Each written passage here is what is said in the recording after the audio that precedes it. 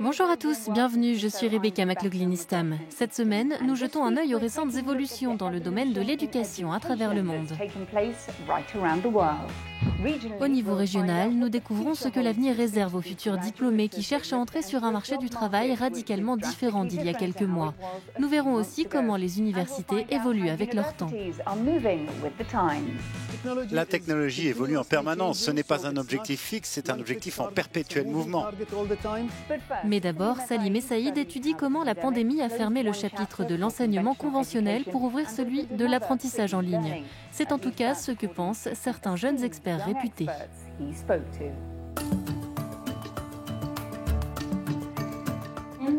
Mes amis et mon professeur me manquent parce que mon professeur m'apprend beaucoup sur l'école. Je peux compter sur moi et je peux faire des choses par moi-même. Je n'aime pas trop l'apprentissage virtuel parce que je trouve les interactions en classe très importantes. Pendant le temps du cercle, on s'assoit ensemble et on lit des livres. Comme de nombreux autres élèves à travers le monde, ces écoliers avides de connaissances ont été scolarisés à domicile pendant la crise sanitaire. Selon la Banque mondiale, plus de 103 millions d'élèves au Moyen-Orient et en Afrique du Nord n'ont pas pu aller à l'école depuis le début de la pandémie de Covid-19. D'après ce rapport, des pandémies antérieures telles que la crise d'Ebola ont montré que les fermetures d'écoles pouvaient entraîner des pertes d'apprentissage et à long terme, la diminution potentielle du capital humain et des possibilités d'emploi pour les jeunes étudiants. Le ministère jordanien de l'Éducation a développé un portail en ligne et 2 chaînes de télévision proposant des cours dans les matières principales du programme scolaire. Dans le camp de réfugiés Zaatari, les élèves se sont rapidement adaptés. Rien n'a changé à part qu'aujourd'hui on suit les cours sur la télévision. Dans des pays tels que l'Irak et la Libye, de nombreuses écoles ont dû terminer l'année plus tôt, en raison d'un manque d'infrastructures technologiques pour l'enseignement à distance, ce qui n'est pas le cas de nombreux pays du Golfe comme le Koweït. Fatima, 11 ans, a particulièrement apprécié l'apprentissage en ligne. Ceux qui m'embêtent ne peuvent plus le faire. Sur Zoom, le professeur peut les entendre. Et s'ils essaient de m'envoyer des mails, j'ai le pouvoir de bloquer leurs messages. Mais l'enseignement à distance ne convient pas à tout le monde. Ramzi, 9 ans, vit en Arabie Saoudite. Il explique qu'il a mal aux yeux à force de regarder trop d'écrans toute la journée. Ça me manque vraiment de pouvoir jouer avec mes amis, aux jeux des 4 coins ou à d'autres jeux de récréation. À la maison, je suis tout seul, je n'ai que mes jeux de Lego. Apprendre à interagir avec les autres est une leçon primordiale selon la mère de Ramzi. Pour cette ancienne enseignante, l'isolement peut avoir des conséquences à long terme. Ce n'est pas une bonne idée de faire de l'apprentissage virtuel pour mes enfants en particulier, parce que les enfants ont besoin d'interagir avec d'autres enfants. Ils doivent être capables de résoudre des problèmes en temps réel. Aux Émirats arabes unis, beaucoup s'interrogent sur le futur de l'apprentissage. Certains fonctionnaires ont eu l'idée de créer un système hybride de classes virtuelles et physiques. L'E-Academy Middle East a été fondée il y a environ 13 ans. C'est l'une des rares écoles de la région à proposer une majorité de cours en ligne accrédités. Elle accueille plus de 600 étudiants par an et depuis le Covid-19, de nombreux parents se sont intéressés à cet établissement. Après avoir été victime de harcèlement, Mira a rejoint l'E-Academy l'année dernière. D'après elle, les modules et les cours flexibles avec la supervision des enseignants permettent une grande indépendance et l'acquisition de compétences pratiques. Avec les cours en ligne, vous devez avoir plus confiance en vous et travailler par vous-même. Vous devez vous forcer à apprendre. La mère de Mira, une ancienne institutrice, affirme qu'avec l'apprentissage virtuel, ses enfants sont mieux préparés pour le monde réel. Je n'ai pas l'impression que mes enfants vont à l'école. C'est comme s'ils avaient déjà un travail. Ils écrivent des mails, ils font leurs propres projets. Alors que parents, élèves et enseignants débattent des avantages et des inconvénients de l'enseignement virtuel, cette option reste pour beaucoup la plus sûre en cette période de pandémie mondiale. L'avenir nous dira si cette période laissera des traces pour le futur des méthodes éducatives. L'impact de la pandémie mondiale et du confinement ne se fait pas seulement sentir dans l'enseignement primaire et secondaire, mais il bouleverse également certaines universités du Moyen-Orient. Quelles leçons a tiré l'enseignement supérieur du Covid-19? Inspire Middle East vous en dit plus.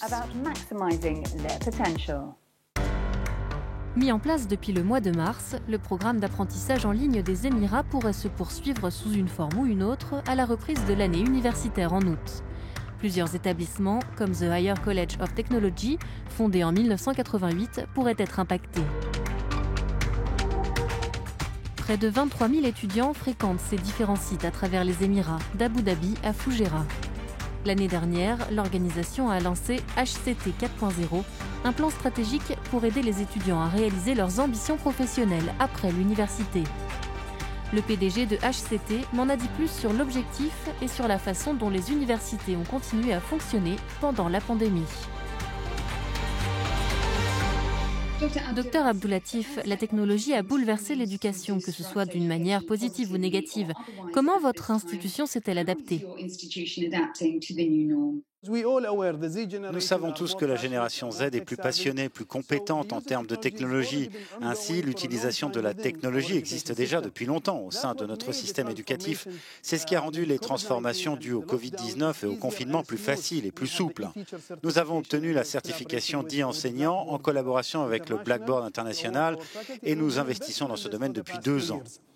Étant donné que la technologie avance beaucoup plus vite que l'éducation en ce moment, quel défi cela représente-t-il pour votre domaine ? Absolument, oui, la technologie est en constante évolution. Il ne s'agit donc pas d'un objectif fixe, c'est un objectif en perpétuel mouvement et notre faculté doit s'intéresser tous les 6 mois aux nouvelles tendances de la technologie. Le Covid-19 nous a apporté une occasion en or en tant qu'éducateurs d'accélérer ce que nous préconisions. Dans un sens, nous utilisons davantage les simulations, les animations, les applications dans le cadre de la pédagogie et de la transmission des instructions. Et c'est ce qui rend l'apprentissage de plus en plus passionnant pour nos étudiants. Comment préparez-vous les élèves au nouveau monde, non seulement à un nouveau monde de l'emploi, mais aussi à un nouveau paysage social, économique et politique à travers le monde? Quel est le meilleur conseil que vous pourriez leur donner en ce moment? Il y a 1 an, nous avons commencé un nouveau concept que nous appelons Persona 4.0. Le type de diplômé que nous recherchons se compose de 3 éléments. Le personnage numérique, le personnage professionnel et le personnage entrepreneurial. L'esprit d'entreprise est ce que nous recherchons pour l'après-Covid-19. Les compétences entrepreneuriales pour créer des PME, nous devons amener nos étudiants à acquérir de bonnes aptitudes et compétences afin qu'ils soient capables de gérer leurs propres entreprises. Et plus nous faisons cela, plus nous créons de la richesse au sein de l'économie des Émirats. Et je pense que cela la rendra plus efficace. C'est de cela dont nous avons besoin, que nos étudiants soient davantage préparés. Parmi les institutions universitaires internationales présentes au Moyen-Orient, citons l'Université de la Sorbonne à Abu Dhabi, l'homonyme du siège de l'institution de renommée mondiale à Paris. Créée en 2006, cette université a accueilli des milliers d'étudiants de plus de 90 nationalités, inscrits dans les domaines de l'art, des sciences humaines et des sciences. Selon la vice-chancelière Silvia Serrano, l'organisation a dû s'adapter à la crise du Covid-19. Toutefois, elle ne devrait pas procéder à une refonte radicale du programme ou du campus de l'université. Mais d'après Silvia Serrano, la pandémie a créé de nouvelles opportunités. Je pense que ce qui ressort clairement de cette expérience, c'est que ceux qui pensent que nous pouvons passer à 100% de cours en ligne vont probablement être très déçus. Les cours en présentiel et les interactions avec le professeur sont absolument obligatoires. Et nous ne pouvons pas réussir à délivrer un bon enseignement sans ce contact personnel. Pourquoi l'interaction et les face-à-face sont-ils essentiels? Que se passera-t-il s'il y a une deuxième vague et que nous sommes obligés de faire plus d'enseignement en ligne? L'utilisation des outils numériques va rester. Mais le problème est que l'enseignement et l'apprentissage sont un processus très complet et complexe qui n'implique pas seulement d'apporter des connaissances et de les transmettre, mais aussi de les recevoir.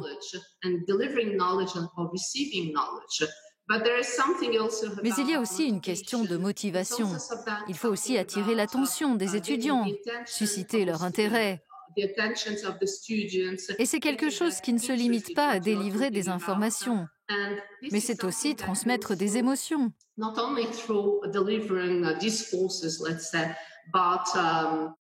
Comment partager des émotions avec les étudiants en ligne, par exemple? C'est un énorme défi.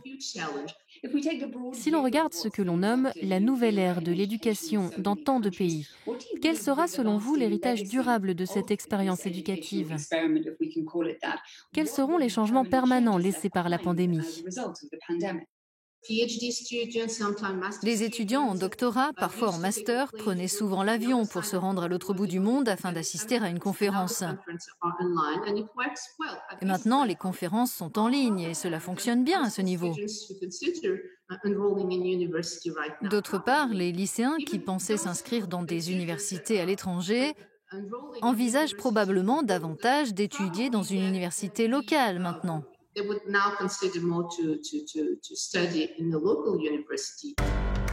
Grâce à la technologie, l'enseignement supérieur des Émirats arabes unis a plus que jamais une portée internationale.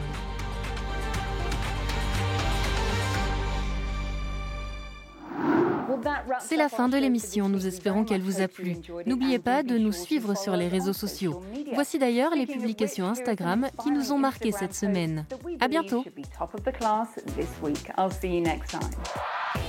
Le Libanais Jad a célébré l'obtention de son diplôme avec ses amis et sa famille. Et les calculs parfaits du Britannique Sam lui ont valu une toute nouvelle paire de gants de cricket.